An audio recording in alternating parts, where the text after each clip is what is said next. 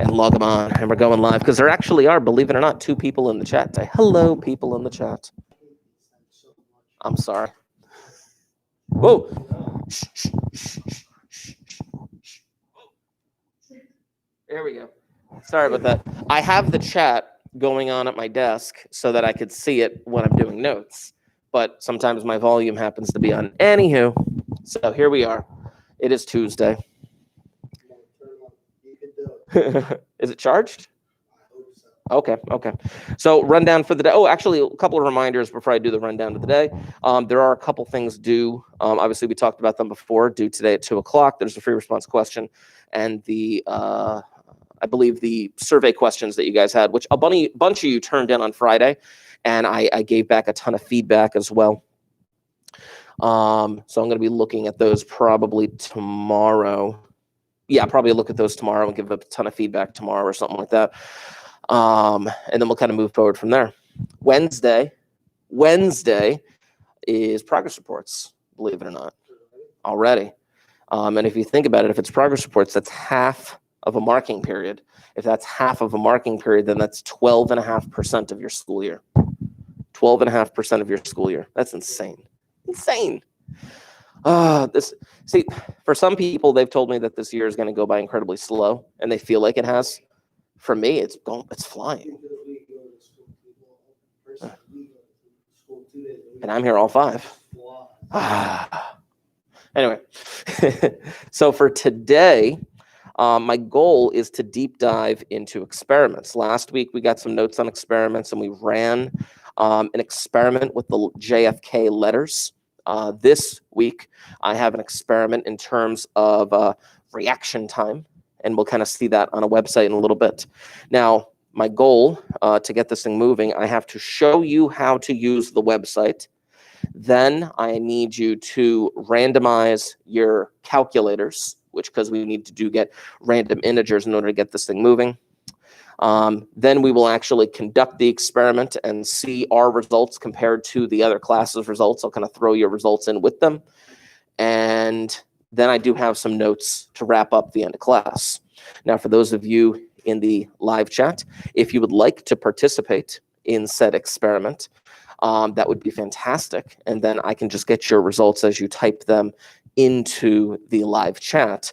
You'll see what you would have to type in when we eventually get there. There's 2 in there right now. Yeah. So we'll see, if they actually do want to do that. So, so first, let me show you the website that we're going to be using.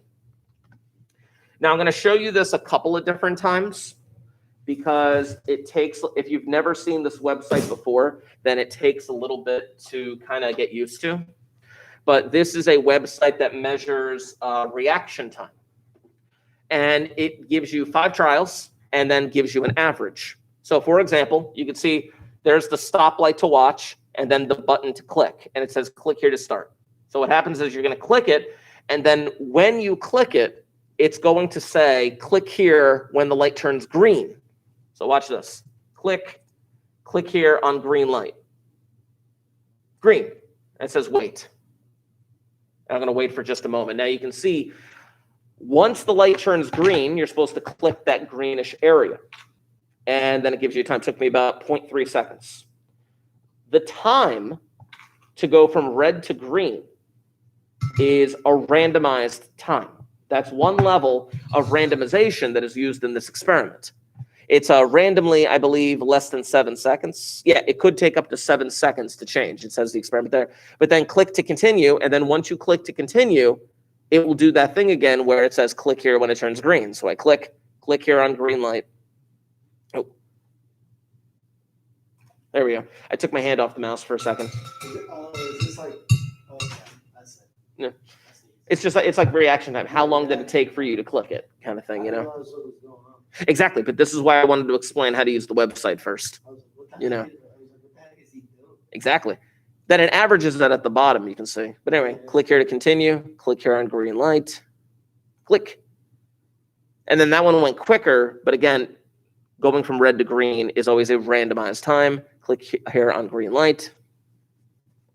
So much easier to use on mouse.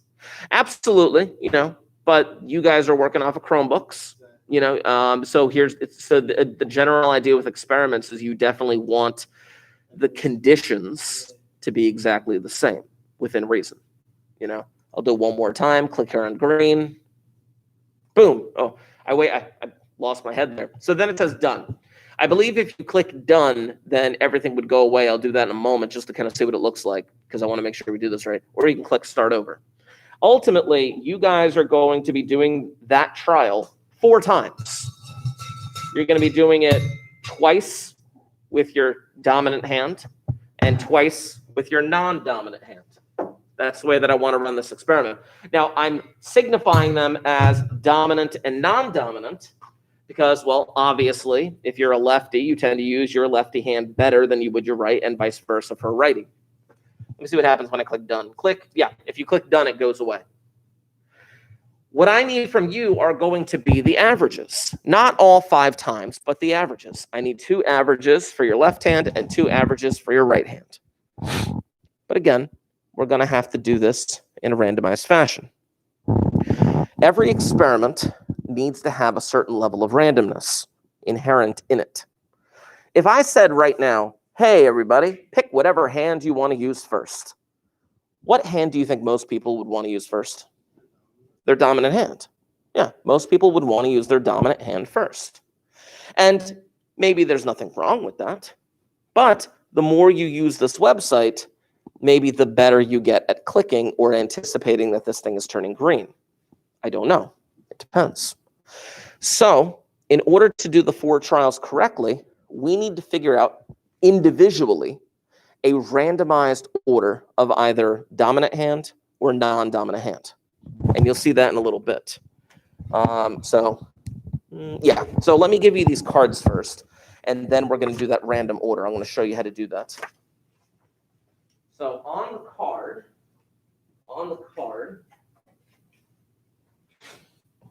I want you to do something like this. Now, for those of you at home, if you would like to join us in this experiment, you can always write your results on a separate sheet of paper. And then, like I said, ultimately, you would put those results into the chat so that I can put them into the spreadsheet.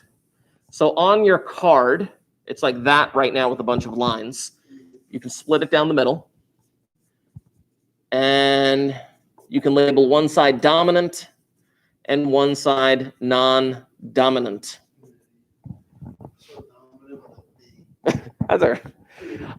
Now, you told me that you were a lefty, so you would put an L right there. And you told me you were a righty, so you would put an R right there. Put an L or an R if you are a lefty or a righty next to the word dominant, and that will inform my decision.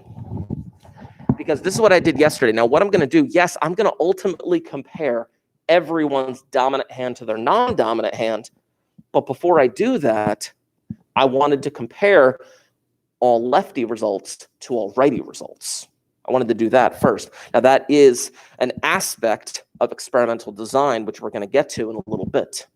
So whatever you are, lefty or righty, put that letter next to the word dominant, and we'll kind of go from there. Now, on your Chromebooks, open up the graphing calculator. Open up the graphing calculator. I'm going to switch my screen over because we need to pick a random order. Let's see here. Click and zoom in and zoom in and zoom in and zoom in. There we go. Good. Now, obviously, you could just be like, well, I guess I'll do like what? Dominant, non-dominant or something like that. I don't know, some kind of weird order like that. It's not best if you pick it. It's best as if randomness picks it. Now, your calculators, when you open them up on the screen, did they say like RAM cleared? What the calculator on this? Yeah. When you open it, I believe it says RAM cleared, right? Yeah. Exactly. It says RAM cleared on those, so I do have to show you very quickly how to, what we call seed the calculator. I think I may have done this like weeks ago or something like that, but I'm going to... I know, it was weeks ago. It was like probably like literally a month ago. Something like that, you know? So what happens is this. If I reset my calculator and then I try to do a random integer from 1 to 2, which I am eventually going to do with you guys. You're eventually going to do rand int 1 to 2, where 1 is indicating a dominant hand and 2 is indicating the non-dominant hand. If I were to do it right now, I would get the same results as you, the exact same results as you, like this. Yeah, automatically. RAM cleared, it goes to this every time. 2, 2, 1, hold on. There you go. So 2, 2, 1, 2, 1. I reset it. RAM cleared. Rand int 1, 2. 2, 2, 1, 2, 1. It does the exact same thing. Which if you did it right now, it would say 2, 2, 1, 2, 1. That doesn't help us. That's not real randomness. So what I'm going to ask you to do is this. In your calculator, I want you to type in your birthday using 2 numbers for the year. So I'm not going to put my birthday in. I'm going to put today's date in. There's today's date. I want you to type in your birthday. I put in October 6th of the year 2020. I only put a 20 in for the year. Now, you guys are like, what, you born like 2002? Yeah. Yeah. So like 2002, 2003, just put like an 02 or an 03 or something like that, you know. But type in the year, or your birthday, I should say, with the year only using 2 digits. Then you're going to hit the STO button. STO is on the bottom left of the calculator. It is above the on button. It is right there, the one that I'm pointing to. STO, do you remember what it stands for? Store. It stands for store. It means that you're about to store this number somewhere on the calculator. Now you have to give it a location. So we have to we have to get the function for rand, R-A-N-D. And the way we do that, you guys see where your math button is? Pointing to it on the bottom, or on the bottom of my screen, I should say. Math, and then you tab over to PRB, which stands for probability. And that's where all of your random functions are. The one that I'm interested in is the first one, the word rand. If you do that correctly and just hit the word enter, or just hit the button for enter, it'll say the number, and your calculator will have been seeded. It will have been seeded. Again, just to recap that, number 1, type in a number. I said everyone pick your birthday. Then you got to hit the STO button in the bottom left. That's store. Then you got to give it a location. That rand location, you hit math, tab over to PRB, and then the first one should be rand. Now everyone's stored. Oh, or everyone's seated. Oh, for real? Yeah, look. That is weird, dude. Is that battery connected to like your Chromebook battery? Oh, that's weird. Anyway, if you hit math again,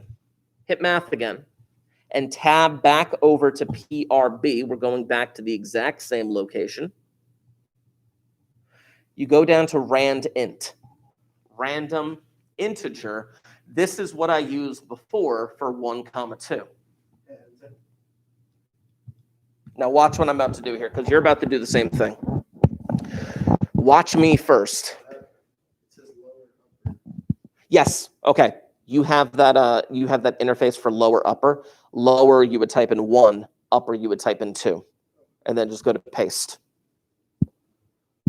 Lower you would type in 1, upper you would type in 2.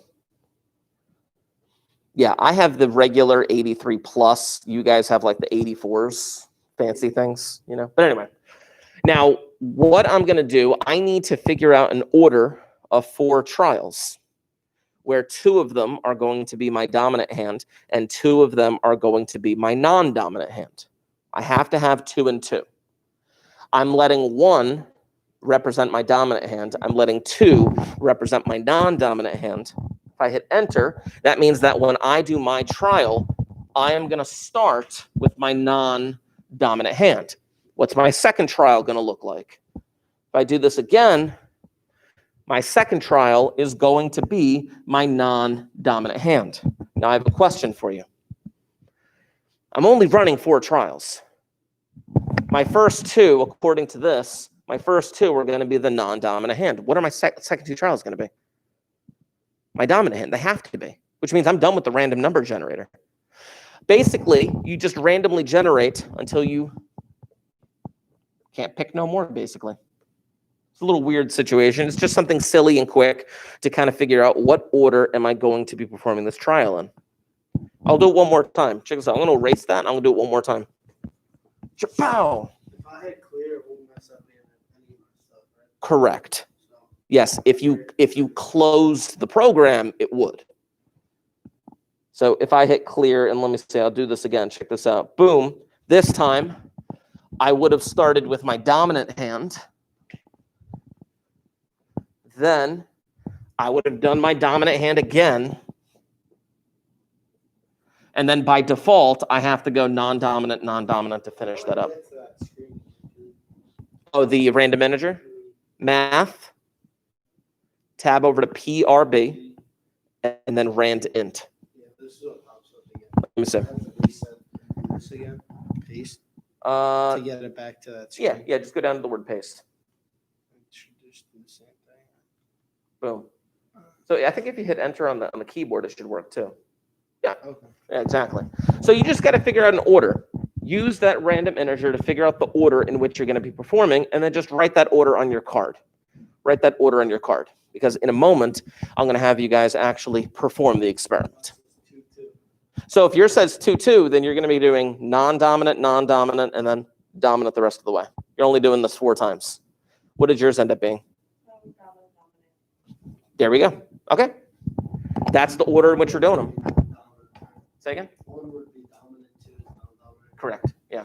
Now, again, the reason why I'm doing this is because obviously you're righty, so your dominant hand would be your right hand, and her dominant hand would be your left hand. So, go to the website.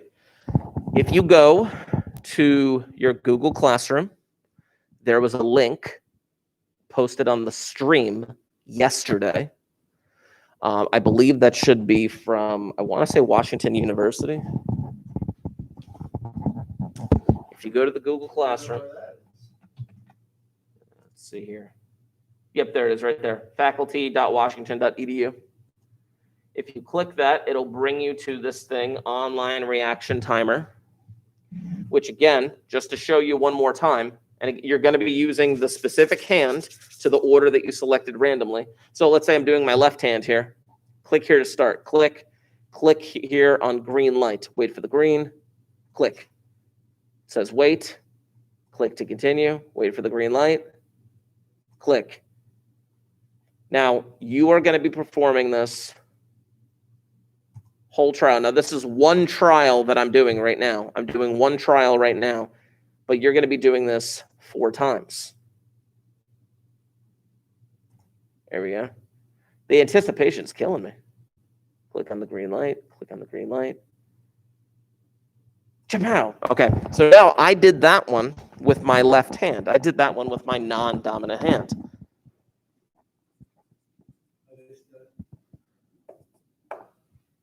So I would only write down the average. Don't worry about the 5 times, just worry about the average. Let's go ahead and perform our experiment. If you're in the live chat and you're performing the experiment too, you can just type your results into the live chat. I need to know when you type your results in, if you're a lefty or a righty. I need to know the 2 dominant results and the 2 non-dominant results after that. Let's do it.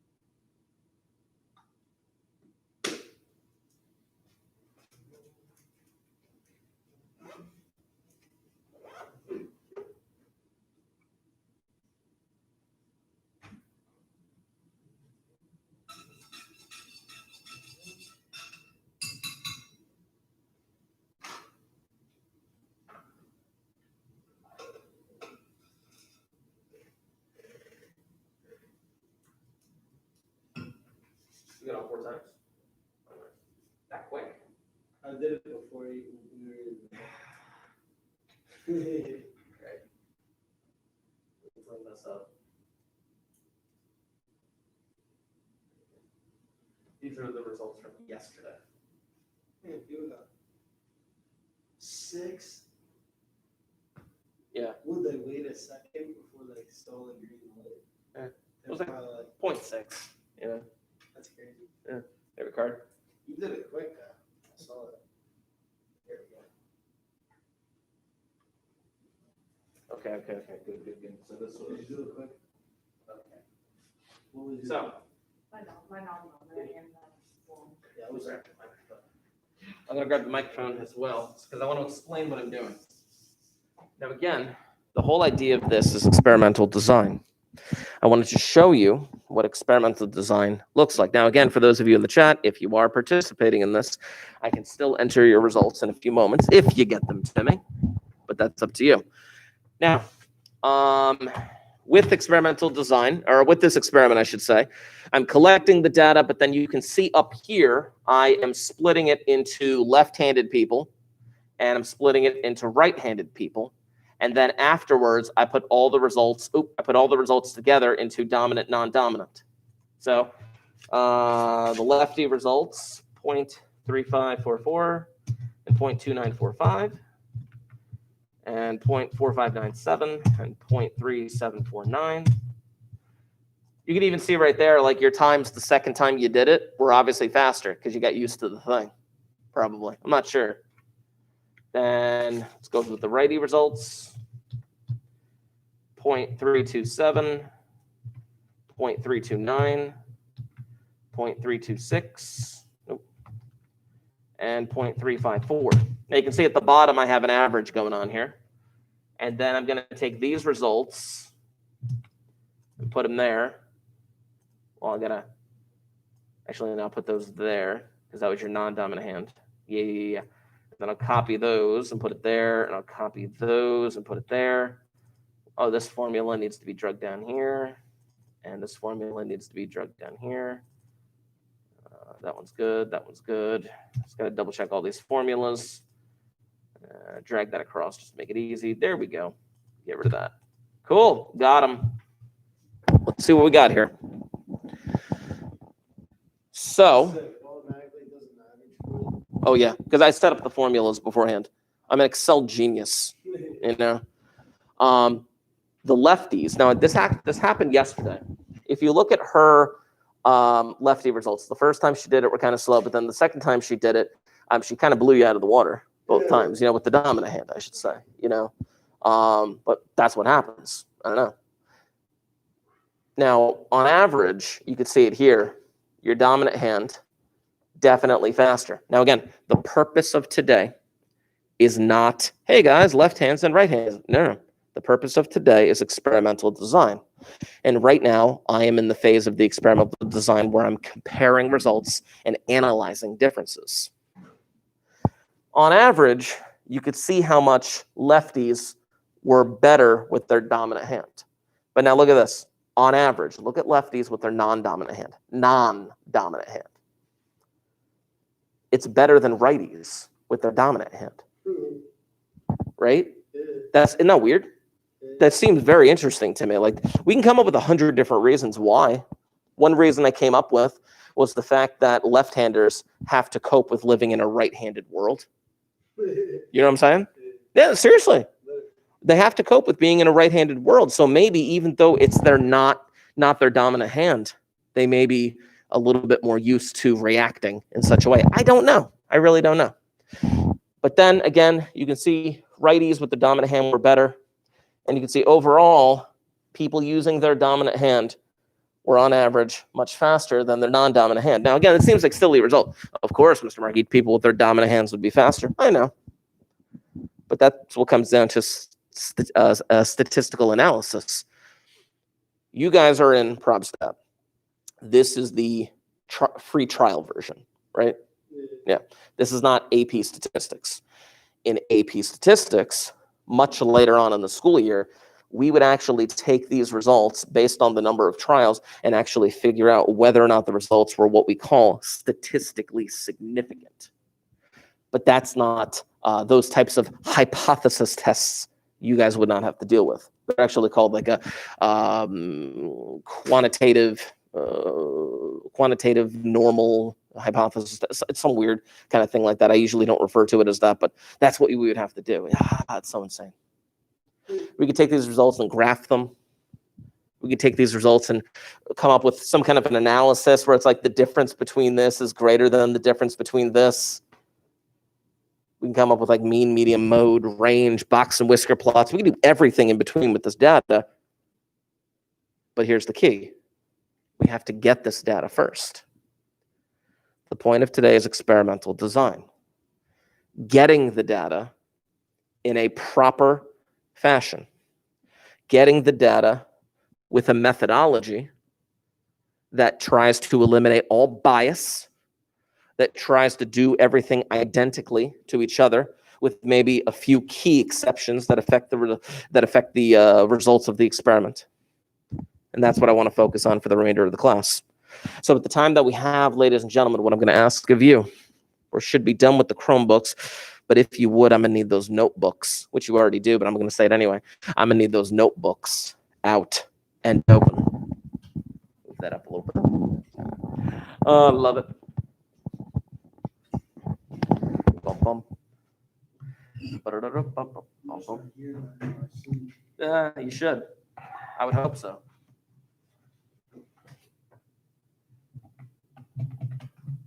See, every couple of years, it's always like a different little catchphrase for me.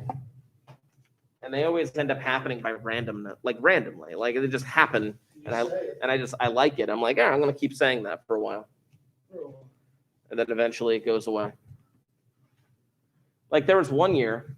This one doesn't seem to go away. What? There was one year where I used the phrase crazy sauce. And I did that for an entire school year, but I only did it for one school year, right? And I'm like, I would have forgotten about it. I would have forgotten about it unless, hold on. There we are. I got this as a gift one year from some students at the end of the year. They got me some ludicrous sauce from the check, and I labeled it crazy sauce. This is the only reason I remember that. Yeah. Otherwise, I would have never remembered saying that phrase. And it'd be like, it's like 10 years from now. Oh, Mr. Ricky, crazy sauce. I'm like, what? You should try it. No. No. You probably won't be able to. Dude, I grew up in this area. I know better. Come on. Anyway. Have you tried it or not? Dips and dabs. No, thank you. We're calling this experiments continued. I would consider it deadly. Not that it's deadly, but it's just like, why would you put yourself through that? Yeah, I ate a whole wing. All right, today is the 6th. There are 4 principles of experimental design.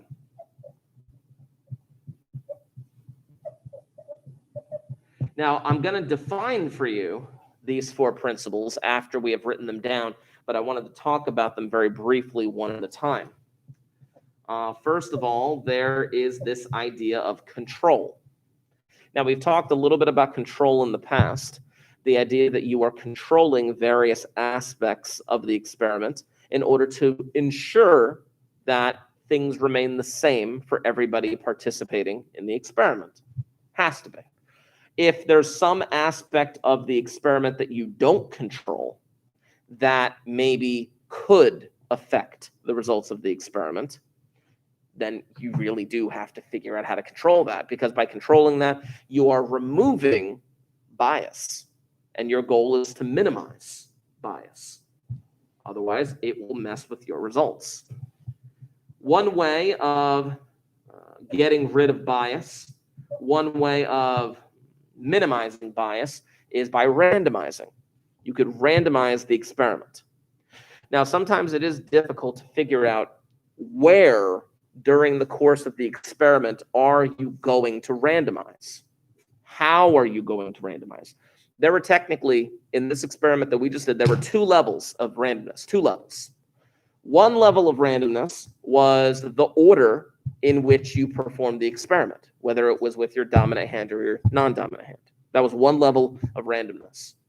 Do you remember the other level of randomness? There was one other. It was random, a number less than 7 seconds. It was random when the light went from red to green. If it was the same every time, then you would be anticipating when that thing would turn green, and your scores would greatly improve maybe. But because it was random, you were just waiting and waiting and click. That was a pure reaction time at that point. 3, replication. Now, replication, replicate, you can kind of figure out what that means, but replication is actually going to have 2 different meanings to it. Replication is going to mean more than one person performing the experiment, or having the ability to perform the experiment more than once, which you guys did, and I combined your results with yesterday's class. Replication could also be someone else performing this experiment somewhere else. Like maybe someone in the next classroom is performing the experiment with a different class, or someone in another school, or someone in another state is performing the exact same experiment. That is also something known as replication. Or someone in North Korea. Maybe. I don't know. I didn't know they were allowed to do that, you know? And then finally, blocking. Now, blocking, I'm going to write the words, if possible. Blocking is not entirely necessary unless the situation allows for it. Now, what I mean by that is this. I blocked your experiment. I technically performed a level of blocking on the experiment we just did. What was it? Ooh. The level of blocking that I performed, if I can get the right thing up here, there it is. The level of blocking that I performed, I split you up on my result sheet as left-handers and right-handers. And I was able to compare those results. Then I put you back into one giant group to be able to compare dominant versus non-dominant. You'll see when I actually draw the little picture out. Actually, you know what? Let me draw that little picture out right now. I'm going to draw this picture on the board, but first, you don't have to copy this picture. I just want you to see what it looks like. Where's my marker? There it is. Got it. So there were, in total, counting yesterday's class, there were 6 students. So I had my 6 students. Actually, no, there were 7. There were 7 because there was somebody in the chat who also gave me the results. And then I did a level of blocking for lefties and for righties, where this ended up being 3 students and this ended up being 4 students. Blocking doesn't necessarily have to be an exact even number between the 2, but blocking by left and right hand made sense because of the nature of the experiment. The experiment was asking for you to use this website and click, judging your reaction time. And the general idea is that, well, as I asked you in the beginning, people would typically use their dominant hand. But I wanted people to use their dominant and their non-dominant hand in order to get this thing done. But because you're using your hands, it begs the question, well, maybe are lefties better or righties better? I don't know. I actually might have some evidence to show that left-handers might have better reaction time than right-handers in general, but I might need to repeat this experiment like 50 more times with other people. It would be really interesting, though. Anyway, I digress. So I blocked by left and right hand, and then we randomized random order of the 4 trials. We random order of the 4 trials. Again, I'm not asking you to write any of this down. I just want you to see it. Then we compared results. Then we compared results just within the blocks. I compared the left-handers, and then I compared the right-handers, and then I was able to compare them against each other in so many different ways. I was able to compare them as lefties versus righties. I was able to compare them as dominant versus non-dominant. It's just a certain level of experimental design. Sure. I just gotta get a pass going here. Well, I jump over here and jump over here. Here, tell you what, start filling this out so I can get the next page of notes going. Use this. There we go. Here we go. So I mentioned the 4 things of experimental design, the 4 principles of experimental design. The first one being control. Yes. Yes, I'm a do. Now control. We need to control. I gotcha. Oh, thank you. See. Yep. We need to control variation other than the factor being tested. I know it's weird now you're the only one, but there are people in the chat as well, so don't feel alone. Anyway, let's see. We need to control variation other than the factor being tested. Now, the factor being tested is going to have variation. The factor that I was testing was your reaction time. I can't control that variation because that's the experiment, but I can control everything else. What I was able to control was the environment that we took this thing in. I was able to control everyone using the same website. This was just not a coincidence, but just like one of those happy little things where everyone is on a Chromebook using the exact same type of mouse pad. Everyone was given approximately the same amount of time to get the thing done. Everyone had to write their results on the blue note card. Every aspect of the experiment was controlled other than the manipulation of the reaction time website, and we were able to randomize the order in which we took things. Speaking of randomize. To randomize is a very important aspect. Randomization attempts to reduce variation and bias. Sometimes bias can be a huge detriment to experimental design. If you allow bias to possibly enter your experiment, then that is going to compromise your results. And if that happens, then basically there was no point to it. There was no point to doing the experiment if you did not randomize. There has to be randomization. I go back to my soup example.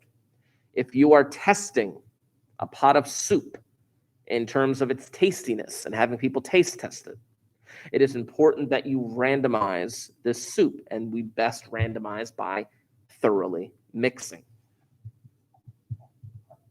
Replicate. Now, as I mentioned before, there are 2 levels of replication. One level of replication is, well, I'm going to abbreviate the word experiment, mind you. It's an experiment with a number of subjects per treatment. Now, yes, there were only 2 of you in the room today, but I anticipated that, and I combined your results with the 5 people that we performed the experiment with yesterday. You were all performing this experiment in very, very similar circumstances, same classroom, same Chromebook, same website, same blue note card, same everything. But that's okay. Now, that's one level of replication. You would perform the experiment with more than one subject. Or getting similar results with a similar experiment elsewhere. Getting similar results with a similar experiment elsewhere. It's not enough for me to perform an experiment and then oh, I got these results. That's great. That means everyone's going to get these results. No. Maybe something that I did affected the results of the experiment. So now the experiment is going to be run by someone else, somewhere else. And if they get similar results, then that is correct replication. If they get different results, then all of a sudden my results are being called into question. I don't know. Maybe right-handed people are better. I don't know. Probably not. Stupid right-handed people. You know something funny? Over the course of history, the term left has been considered a negative term. Did you know that? Think of a number line. You know number lines that you guys did back in the day? Right in the center is 0, right? To the right are what types of numbers? Positive. And to the left? Oh, no. How sad for lefties. All right. Then, blocking. Now, as I said, blocking is if necessary. Blocking is if necessary, or if possible, I should say. Now, blocking is similar to the concept of stratifying. Now, stratifying, just as a brief recap, stratifying had to do with stratifying samples. Okay, I got to take a sample of Barnegat High School students. Let me stratify by grade level. So I break everybody up to an individual strata, 9th, 10th, 11th, 12th grade. Or maybe I break them up into CP classes and then honor AP classes. I don't know. But I stratify by some similar characteristic, and then I sample a little from each. Oh, yeah, sorry. I got it. I got to put the magnet in anyway. I really should put this magnet in just so they don't, guys don't have to worry about it. I'll try to put that there. No, the door is weird. Sometimes the door gets stuck. Sometimes the door just kind of closes smoothly. It's very weird, I'll need that back. So blocking, similar to stratifying in that sense, where I would split subjects by some shared characteristic. I would split the subjects by some shared characteristic. Now, in this case, I split you all up by lefties and righties. And the reason was because of the nature of the experiment. I wouldn't just split you guys up for the sake of splitting you guys up. It would have to make sense as to why I'm splitting you up, because I'm trying to compare certain results that could be affected by your left hand or your right hand, or by what grade level you're in, or by what level of class you're in, or by what state you're from, or whatever. Like, think of it this way. Okay, think of New Jersey. Think of all of New Jersey. If I'm going to survey people across New Jersey, I'm going to ask you guys this, or survey or experiment, whatever. What would be a good characteristic to split them up into different strata or to block people in New Jersey? Would you say that people from different locations in New Jersey might act and answer questions differently than other places in New Jersey? Well, what characteristic might you guess? Yeah, absolutely. We're all New Jersey, but clearly North Jersey and South Jersey have conflicting viewpoints and conflicting attitudes on a lot of stuff. I don't know. At least we're not those people who think they're from Central Jersey. You know that argument? There's some people who think they're from Central Jersey. I'm sorry. No, you're trying to have both worlds. Get out. Anyway, back to this. All right. Control. Treatment. Somebody told me there is technically a Central Jersey. That's what they're trying to argue. I don't buy it.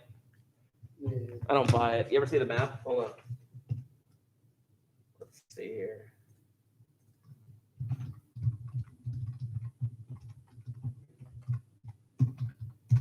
Actually, type in the word map.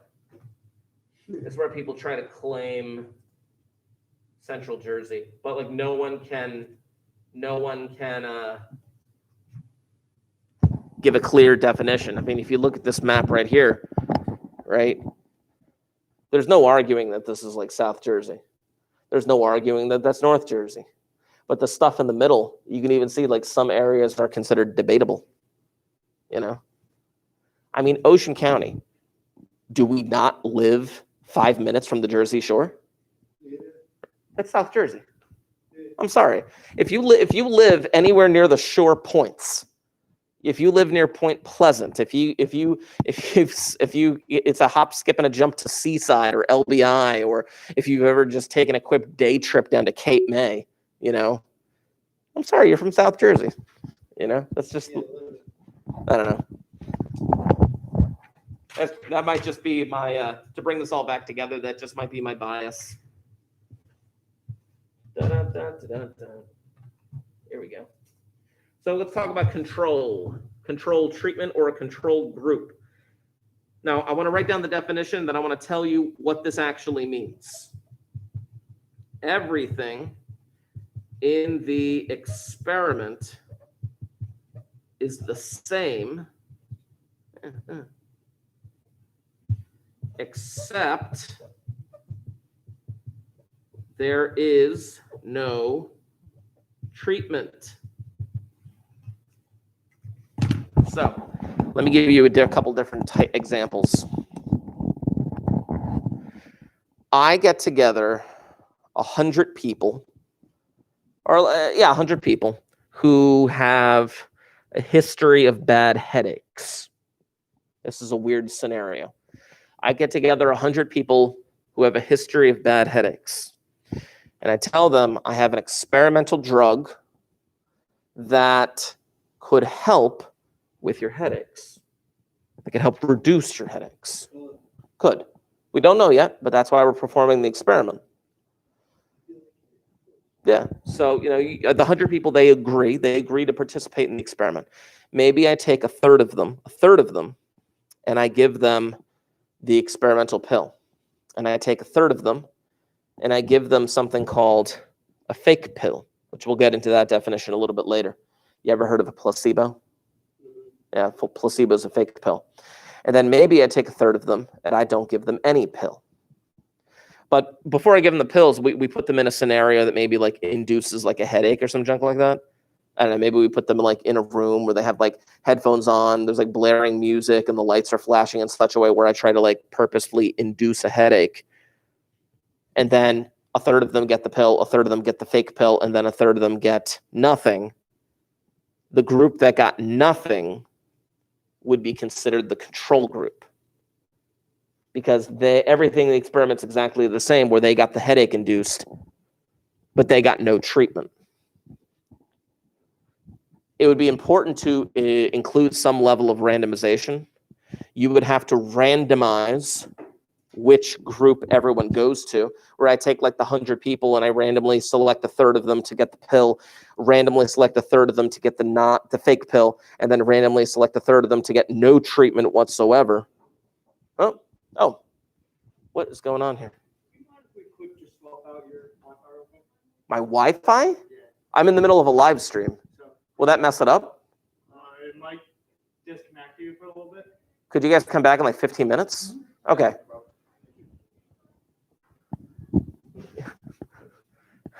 Literally, like they're like, it might wipe out your Wi-Fi. All we're doing is live streaming right now. Like, come on. Oh my gosh, I don't know. Just. Who even are those? I don't know. Yeah, let me slot. CIA, CIA. probably. Don't. You thought they want you to think it's a lot. That's true. Yeah. Now, a control group is used for a baseline of comparison, because maybe I want to see, okay, maybe the pill did reduce their headaches, but did the pill reduce their headaches, or was it just like time after getting the headache induced? I don't know. I would have to compare them against the group that got nothing in order to actually see, okay, Here's what happened to the group that got nothing. Now let me compare that to the group that actually took the real pill. Sometimes a controlled group is necessary. Sometimes it's not necessary. It really depends. I used an example yesterday. I said, okay, let's say I took a bunch of students up to the roof and I gave them a pill that I said, okay, this pill, it's an experimental pill, but it could give you the power of flying.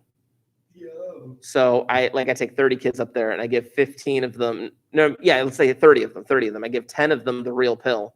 I give 10 of them a fake pill, but they don't know it because it's randomized. And then I give 10 of them nothing because that's the control group. And then I push them off the roof. Like, it was a stupid example, but you need a baseline of comparison. 10 people who got no pill. Okay, off you go. Anyway, let's talk about blinding, which is funny because I just mentioned pushing off a cliff or a roof, whatever. That'd be a lot of fun. Yeah, it would be. It would be an unethical experiment. But I would find out whether or not this pill works. You would. And then back to the drawing board. Anyway, blinding. Those who could influence the results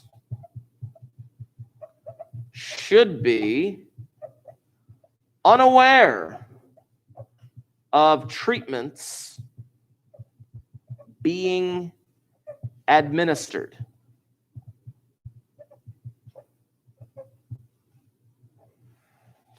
Those who could influence the results should be unaware of the treatments being administered.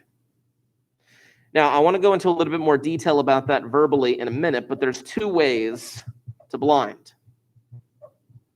You could blind the subjects, which you guys were the subjects or the participants in the study, or you could blind the evaluator. Now, in this case, I was the evaluator. But keep in mind, you would only blind one of them if knowing the result or knowing the treatments being administered could affect the results. So, for example, did I ever talk? I think I talked about this once or twice. Did I ever talk about dolphin therapy? No? Okay. This actually wasn't, this is an anecdotal thing. This is an experiment that happened like decades ago, okay?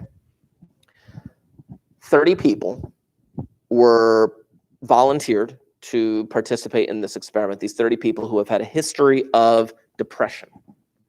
These 30 people were evaluated by a psychologist before the experiment began in order to get a baseline as to where their mental health was.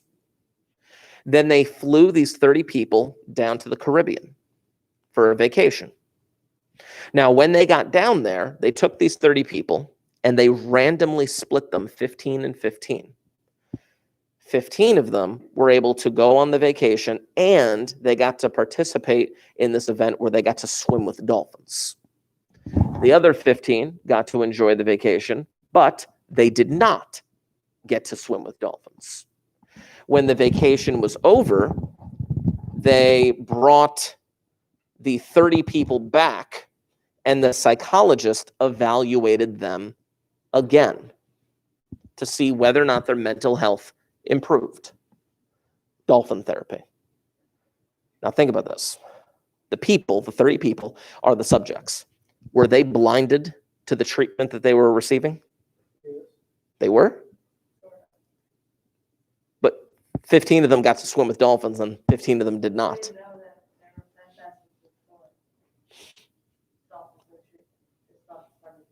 That's true. They didn't know it was the treatment, but they did know whether or not they got the dolphins or not.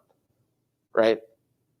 That's the idea I'm going for. Maybe they didn't know that was part of the experiment, but they did know whether or not they got to swim with dolphins. They would remember that. See, the idea of like when I talk about the pill example, if they give you a pill, you don't know if you're getting the real pill or not. You don't know. Whereas they knew whether or not they got to swim with dolphins or not. They were not blinded. But who's doing the evaluating in this experiment? Yeah, the psychologist. The psychologist in this experiment should be blinded.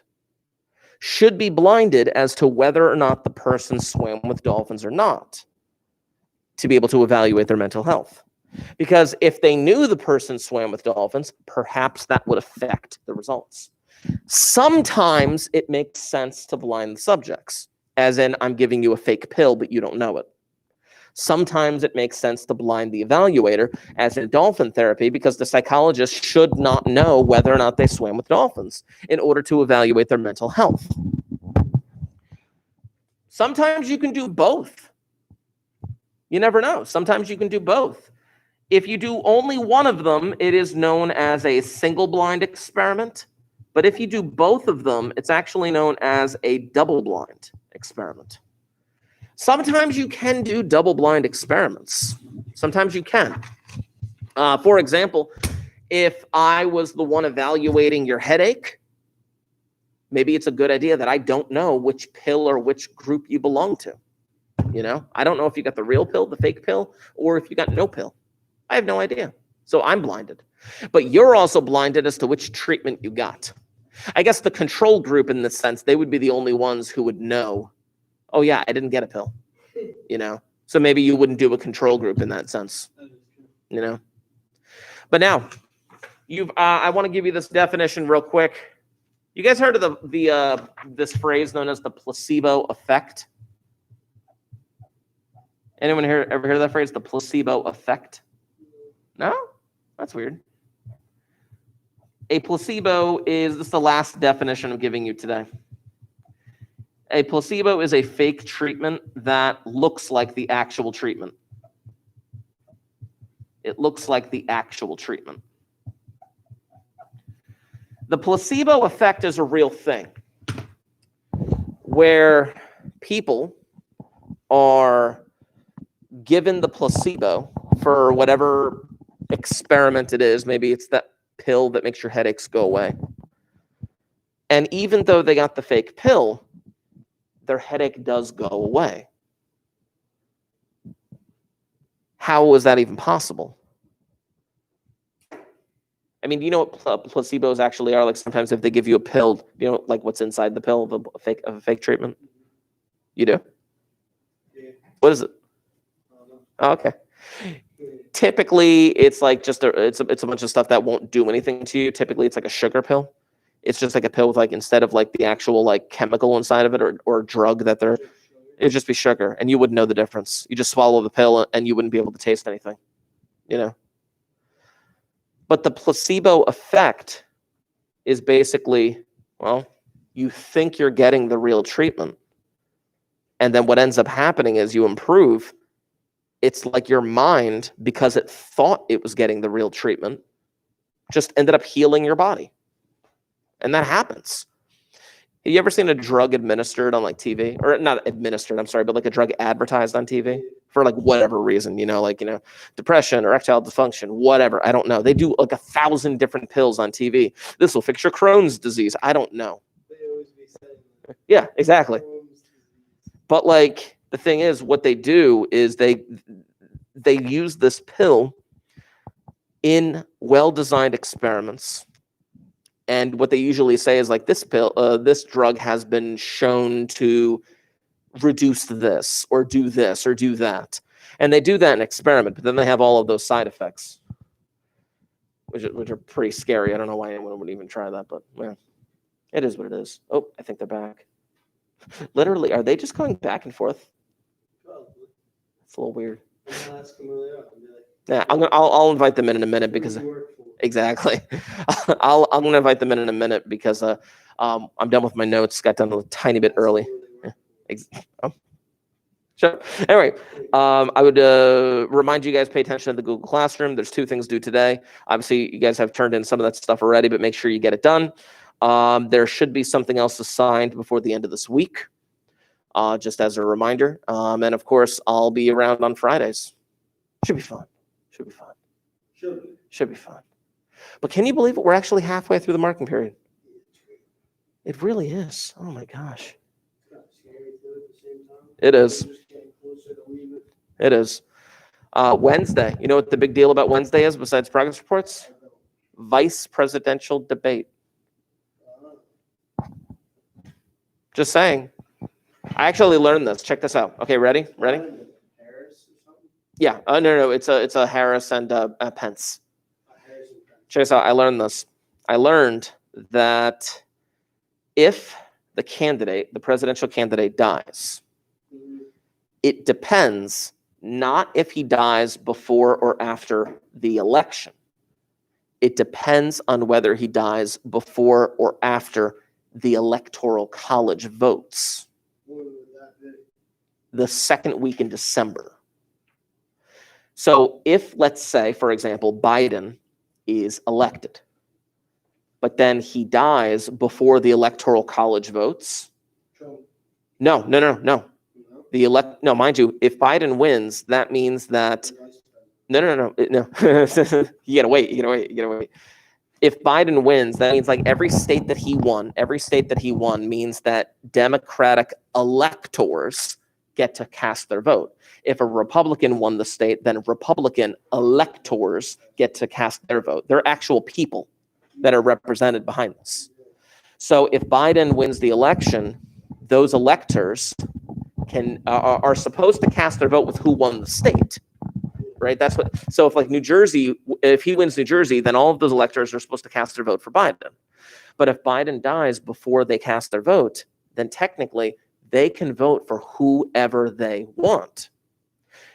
Yeah, which is really weird. Now, the general kind of like rule of thumb is that the electors would then look to the Democratic National Committee and be like, who should we vote for? They're not obligated. If Biden dies before the Electoral College votes, they're not obligated to vote for Biden or Harris. Yeah, but now here's the deal. If he dies the day after the Electoral College votes, yes, Kamala Harris would be president then. Yeah, it's not about before or after the election. It's before or after the Electoral College vote. I know, which is like the second week of December. Same thing for Trump. If he dies before or after that, if. I don't wish death upon anyone, okay? I don't at all. But we have two candidates who are in their mid to late 70s, Who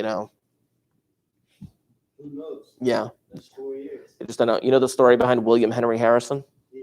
Yeah. Didn't he died like a week or something into his presidency or something like that? At the time, he was the oldest elected president or something like that. And there was a lot of questions as to his health and his veracity and his age and stuff like that. So in order to prove them wrong, he gave a 2-hour inaugural speech in the cold without a jacket.